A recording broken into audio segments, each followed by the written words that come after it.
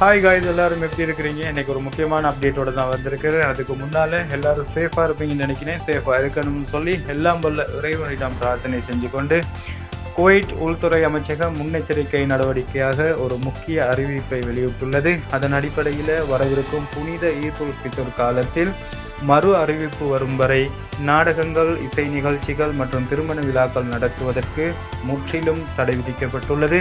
இந்த முடிவு பெரிய கூட்டங்கள் கூட்டுவதை தவிர்க்கவும் மற்றும் தற்போதைய சூழ்நிலையில் பாதுகாப்பு நடவடிக்கையை அதிகரிக்கவும் எடுக்கப்பட்டதாக அமைச்சகம் தெரிவித்துள்ளது.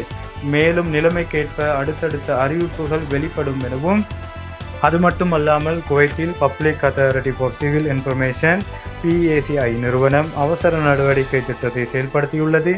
PACI அதிகாரி முகமது அல் ஹலீல் கூறுவதாவது, தற்போதைய சூழ்நிலையை கருத்தில் கொண்டு பொதுமக்கள் அனைவரும் அலுவலகங்களுக்கு நேரில் வர தேவையில்லை எனவும் ஆன்லைன் மூலமாக அனைத்து சேவைகளையும் பெற்றுக்கொள்ளலாம் எனவும் அவர் தெரிவித்துள்ளார். அது மட்டுமல்லாமல் சிவில் ஐடி கார்டு பெறுவதற்காக நேரில் வர தேவையில்லை எனவும் மை ஐடென்டி சிவில் ஐடி பயன்படுத்தலாம் எனவும் அவர் தெரிவித்துள்ளார். அது மட்டுமல்லாமல் தற்பொழுது விமான நிலையம் மூடப்பட்டுள்ளதால் சிவில் ஐடி கார்டு பெறுவதையும் பின்னர் பெற்றுக்கொள்ளலாம் எனவும் கூறப்பட்டுள்ளது. ஸோ அவ்வளோதாங்க இன்றைய அப்டேட். அடுத்த அப்டேட் உங்களுக்கு வேணுமா இருந்தால் என்னோட யூடியூப் சேனல் டிக்டாக்கை ஃபாலோ பண்ணுங்கள். பாய்.